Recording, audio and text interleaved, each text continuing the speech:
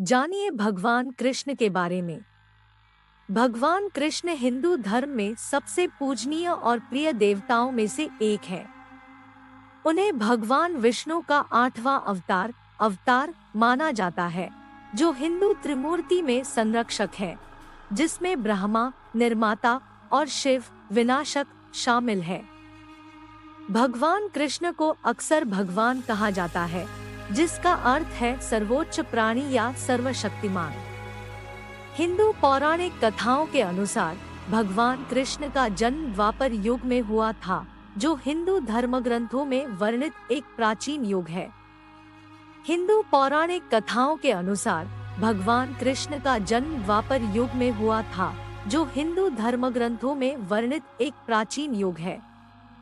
कृष्ण के जीवन और शिक्षाओं की कहानी मुख्य रूप से महाकाव्य संस्कृत पाठ भगवद गीता में पाई जाती है, जो बड़े भारतीय महाकाव्य महाभारत का हिस्सा है।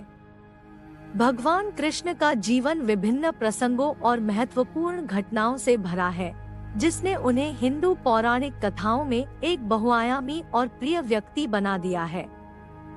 भगवान कृष्ण के जीवन के कुछ प्रमुख पहलुओं में शामिल है बचपन और दिव्य लीलाएं। एक बच्चे के रूप में कृष्ण को एक शरारती और चंचल लड़के के रूप में दर्शाया गया है, जो अपने करामाती और चमत्कारी कार्यों से अपने परिवार और दोस्तों का प्रिय बन जाता है, जिन्हें लीलाएं कहा जाता है।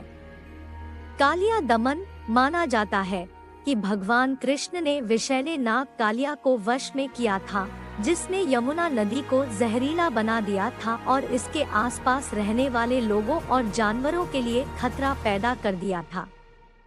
गोवर्धन पर्वत को उठाना गोवर्धन पूजा के नाम से प्रसिद्ध एक घटना में कृष्ण ने बारिश और गरज के देवता भगवान इंद्र के प्रकोप से वृंदावन के लोगों की रक्षा करने के लिए गोवर्धन पर्वत को अपनी छोटी उंगली पर उठा लिया था। महाभारत भगवान कृष्ण ने कुरुक्षेत्र युद्ध में पांडव भाइयों में से एक अर्जुन के मित्र, मार्गदर्शक और सारथी के रूप में महत्वपूर्ण भूमिका निभाई, जैसा कि भगवद गीता में वर्णित है।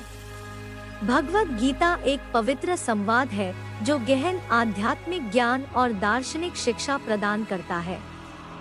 दिव्य शिक्षाएं। अपने पूरे जीवन में कृष्ण ने अपने भक्तों को आध्यात्मिक और नैतिक शिक्षाएं दी, जिसमें धार्मिकता, धर्म, निस्वार्थ भक्ति और सभी प्राणियों के लिए प्रेम के मार्ग पर जोर दिया। भगवान कृष्ण की शिक्षाएं और जीवन कहानियां दुनिया भर के लाखों हिंदुओं को प्रेरित करती रहती हैं, जिससे वे हिंदू आस्था में एक केंद्रीय और प्रिय व्यक्ति बन जाते हैं। उन्हें प्रेम, करुणा और दिव्य ज्ञान का अवतार माना जाता है और उनकी दिव्य उपस्थिति विभिन्न हिंदू त्योहारों और धार्मिक अनुष्ठानों के दौरान मनाई जाती है।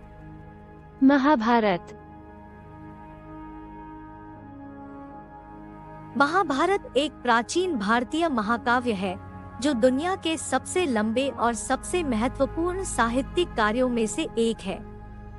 ऐसा माना जाता है कि इसकी रचना कई शताब्दियों में हुई है। इसका अंतिम रूप 3री शताब्दी ईसा पूर्व और 3री शताब्दी ईस्वी के बीच होने की संभावना है।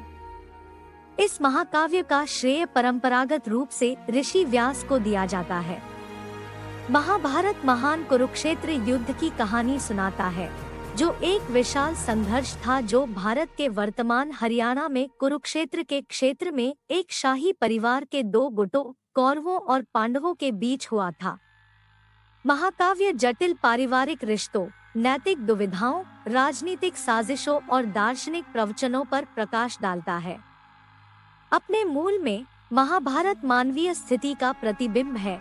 इसके पात्रों में गुण, दोष और मानव स्वभाव के बहुमुखी पहलू शामिल है। कौरवों और पांडवों के बीच युद्ध, जैसा कि महाभारत में दर्शाया गया है, हस्तिनापुर राज्य की सत्ता, विरासत और उचित शासकत्व के लिए संघर्ष से उत्पन्न घटनाओं और संघर्षों की एक श्रृंखला की परिणति थी। पांडव, जो राजा पांडु के 5 पुत्र थे, को दुर्योधन के नेतृत्व में उनके चचेरे भाई कौरवों ने राज्य के उनके उचित हिस्से से वंचित कर दिया था। कौरवों ने ईर्ष्या और महत्वाकांक्षा से प्रेरित होकर पांडवों के खिलाफ साजिश रची और कई मौकों पर उनकी हत्या करने का प्रयास किया। मध्यस्थों के प्रयासों और शांतिपूर्ण समाधानों के बावजूद अंततः संघर्ष बढ़ गया, जिससे कुख्यात कुरुक्षेत्र युद्ध हुआ।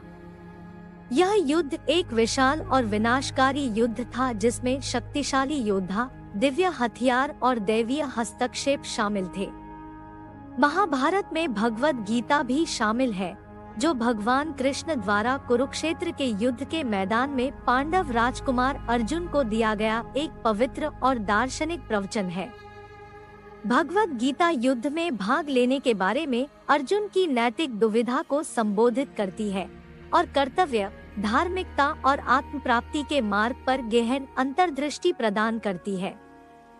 महाकाव्य युद्ध में पांडवों की जीत के साथ समाप्त होता है, लेकिन यह संघर्ष के भारी नुकसान, दोनों पक्षों के कई नुकसान और गहरे दोहक पर भी प्रकाश डालता है। महाभारत केवल एक ऐतिहासिक वृत्तांत नहीं है, बल्कि एक आध्यात्मिक और दार्शनिक खजाना भी है, जिसमें नैतिकता, कर्तव्य, धार्मिकता और मानव अस्तित्व की जटिलताओं पर गहन शिक्षाएं शामिल है। यह हिंदू धर्म में एक केंद्रीय पाठ बना हुआ है, जो अपने कालातीत ज्ञान और आख्यानों से अनगिनत पीढ़ियों को प्रेरित करता है। The Pandavas। पांडव प्राचीन भारतीय महाकाव्य महाभारत में राजा पांडु और रानी कुंती के 5 पुत्र हैं। वे महाकाव्य के केंद्रीय पात्रों में से हैं और कहानी को आगे बढ़ाने में महत्वपूर्ण भूमिका निभाते हैं। 5 पांडव भाइयों के नाम इस प्रकार हैं। युधिष्ठिर, जिन्हें धर्मराज के नाम से भी जाना जाता है, पांडवों में सबसे बड़े। युधिष्ठिर को सत्य, धार्मिकता और धर्म, कर्तव्य के प्रति उनकी अटूट प्रतिबद्धता के लिए जाना जाता है। उन्हें अक्सर भाइयों में सबसे न्यायप्रिय और बुद्धिमान माना जाता है। भीम को उनकी अपार शारीरिक शक्ति और बहादुरी के लिए जाना जाता है।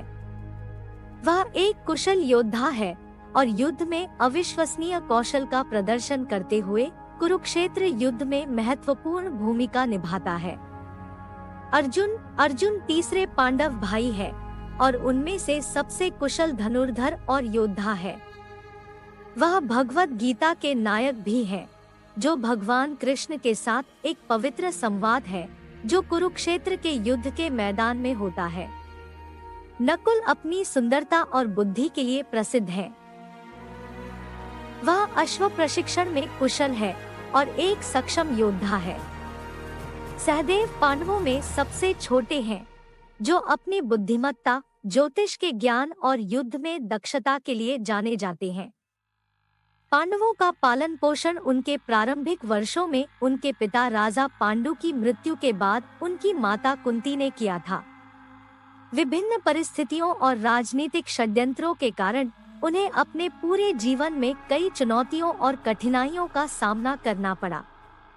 महाकाव्य महाभारत जटिल पारिवारिक गतिशीलता और राजनीतिक संघर्षों के इर्द गिर्द घूमता है, जो पांडवों और उनके चचेरे भाई कौरवों, जो राजा धृतराष्ट्र के 100 पुत्र हैं, के बीच उत्पन्न होते हैं। पांडवों और कौरवों के बीच प्रतिद्वंद्विता का अंत कुरुक्षेत्र युद्ध में हुआ, जो महाकाव्य की केंद्रीय घटना है। अपने परीक्षणों और कष्टों के बावजूद पांडव धार्मिकता और धर्म के प्रति अपनी प्रतिबद्धता पर दृढ़ रहे। उन्हें अक्सर सद्गुणों के अवतार के रूप में देखा जाता है और उनकी कहानियां नैतिकता, कर्तव्य और कार्यों के परिणामों पर मूल्यवान सबक के रूप में काम करती हैं। पांडव हिंदू पौराणिक कथाओं में पूजनीय व्यक्ति हैं और युगों युगों से उनके अनुकरणीय गुणों, साहस और सिद्धांतों के प्रति समर्पण के लिए मनाए जाते रहे हैं। उनकी कहानी दुनिया भर के लोगों को प्रेरित और प्रभावित करती रहती है। Lord Krishna fights. हिंदू पौराणिक कथाओं में भगवान कृष्ण एक योद्धा के रूप में अपनी वीरता और कौशल के लिए प्रसिद्ध है। उन्हें अक्सर विभिन्न लड़ाइयों और वीरतापूर्ण कार्यों में संलग्न चित्रित किया गया है। भगवान कृष्ण की लड़ाई और टकराव के कुछ उल्लेखनीय उदाहरणों में शामिल है। कुरुक्षेत्र युद्ध हिंदू पौराणिक कथाओं में सबसे महत्वपूर्ण युद्धों में से एक कुरुक्षेत्र युद्ध है, जैसा कि महाकाव्य महाभारत में वर्णित है। इस महाकाव्य युद्ध के दौरान भगवान कृष्ण ने पांडव भाइयों में से एक अर्जुन के सारथी और सलाहकार के रूप में कार्य किया। अर्जुन को कृष्ण की शिक्षाएं भगवत गीता में कैद हैं, जिन्होंने युद्ध के मैदान के बीच गहन आध्यात्मिक मार्गदर्शन और दार्शनिक ज्ञान प्रदान किया। कंस का वध। कंस भगवान कृष्ण का दुष्ट चाचा था, जिसने मथुरा पर अत्याचार करके शासन किया था। कृष्ण ने कंस का वध उसके दुष्ट शासन को समाप्त करने और मथुरा के धर्मात्मा लोगों की रक्षा के लिए किया। जरासंध के साथ युद्ध। भगवान कृष्ण पांडव राजकुमार भीम के साथ शक्तिशाली राजा जरासंध के साथ लंबे समय तक युद्ध में लगे रहे। यह संघर्ष महाभारत की बड़ी कथा का एक हिस्सा था, जो कुरुक्षेत्र युद्ध तक ले गया। शिशुपाल को हराना। शिशुपाल एक अत्याचारी राजा था, जिसका कृष्ण के साथ कई बार संघर्ष हुआ था। एक उदाहरण में राजसूय यज्ञ के दौरान शिशुपाल ने कृष्ण का सैकड़ों बार अपमान किया। अपने पिछले कर्मों के परिणामस्वरूप कृष्ण ने अंततः अपने सुदर्शन चक्र से शिशुपाल का सिर काट दिया। एक चंचल लेकिन साहसी कार्य में भगवान कृष्ण ने कलिंग नाग को अपने वश में कर लिया, जो यमुना नदी के लोगों को परेशान कर रहा था। कृष्ण ने बहुफन वाले नाग पर नृत्य किया और उसके गर्भ को वश में किया। यादवों की रक्षा। भगवान कृष्ण ने यादव वंश को राक्षसों और अन्य राज्यों के हमलों सहित विभिन्न खतरों से बचाया। उनकी उपस्थिति और मार्गदर्शन ने उनके लोगों की सुरक्षा और समृद्धि सुनिश्चित की। यह ध्यान रखना महत्वपूर्ण है कि भगवान कृष्ण की लड़ाई आक्रामकता से प्रेरित नहीं थी, बल्कि धर्म, धार्मिकता की रक्षा और न्याय की स्थापना के संदर्भ में की गई थी। उनके दिव्य कार्य नैतिक सिद्धांतों को बनाए रखने और बुरी ताकतों पर काबू पाने के सबक के रूप में काम करते थे। भगवान कृष्ण को न केवल उनके युद्ध कौशल के लिए, बल्कि एक दयालु और बुद्धिमान शिक्षक, एक प्रिय मित्र और दिव्य प्रेम और अनुग्रह के अवतार के रूप में भी उनकी भूमिका के लिए पूजा जाता है। End of Lord Krishna's earthly life. Hindu पौराणिक कथाओं में भगवान कृष्ण के सांसारिक जीवन का अंत एक महत्वपूर्ण घटना से चिन्हित होता है, जिसे महाभारत युद्ध या कुरुक्षेत्र युद्ध के नाम से जाना जाता है। यह महाकाव्य युद्ध दुर्योधन के नेतृत्व में कौरवों और अर्जुन के नेतृत्व में पांडवों के बीच लड़ा गया था, जिनके सारथी और मार्गदर्शक भगवान कृष्ण थे। कुरुक्षेत्र युद्ध के दौरान भगवान कृष्ण ने पांडवों के गैरलड़ाकू सलाहकार और समर्थक के रूप में महत्वपूर्ण भूमिका निभाई। उन्होंने युद्ध के मैदान में अर्जुन को भगवत गीता की शिक्षाओं के माध्यम से अमूल्य मार्गदर्शन और ज्ञान प्रदान किया, जो एक पवित्र संवाद है जो गहन आध्यात्मिक और दार्शनिक सत्य को उजागर करता है। युद्ध के अंत में जब युद्ध ने दोनों पक्षों पर जबरदस्त प्रभाव डाला, तो कृष्ण के दिव्य रथ पर कौरवों के सेनापति अश्वत्थामा ने प्रतिशोध की भावना से हमला किया। अश्वत्थामा ने सभी पांडव योद्धाओं को मारने के इरादे से ब्रह्मास्त्र नामक एक शक्तिशाली दिव्य हथियार चलाया, लेकिन भगवान कृष्ण ने पांडवों को हमले से बचा लिया। अपनी दिव्य शक्तियों के बावजूद कृष्ण ने ब्रह्मास्त्र को अपने नश्वर रूप को नुकसान पहुंचाने की अनुमति दी। वह जानता था कि उसके सांसारिक अस्तित्व से प्रस्थान करने का समय आ गया है, क्योंकि पृथ्वी पर उसका मिशन पूरा होने वाला था।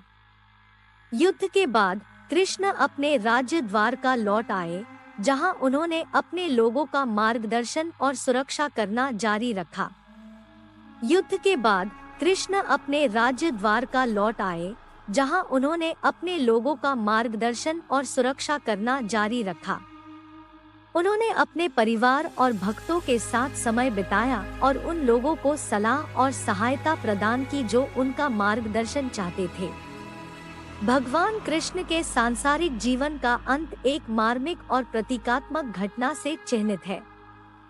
एक जंगल में ध्यान करते समय जरा नाम के शिकारी द्वारा गलती से चलाया गया एक तीर कृष्ण के पैर में लग गया, जिसके कारण उन्हें अपने नश्वर रूप से प्रस्थान करना पड़ा। भगवान कृष्ण ने इस घटना को दैवीय योजना के एक स्वाभाविक हिस्से के रूप में अपनाया और पूर्ण शांति के साथ अपने सांसारिक शरीर से पार हो गए। भौतिक संसार से कृष्ण के प्रस्थान को कृष्ण के महाप्रस्थान के रूप में जाना जाता है और ऐसा माना जाता है कि यह 125 वर्ष की आयु में हुआ था। उनका जीवन और शिक्षाएं दुनिया भर के लाखों लोगों को प्रेरित और मार्गदर्शन करती रहती हैं, जिससे वे हिंदू धर्म और उससे परे एक प्रिय और प्रभावशाली व्यक्ति बन जाते हैं। भगवान कृष्ण को उनके दिव्य प्रेम, ज्ञान और उनके भक्तों के दिलों में शाश्वत उपस्थिति के लिए याद किया जाता है और उनकी पूजा की जाती है। Thanks for watching. Follow us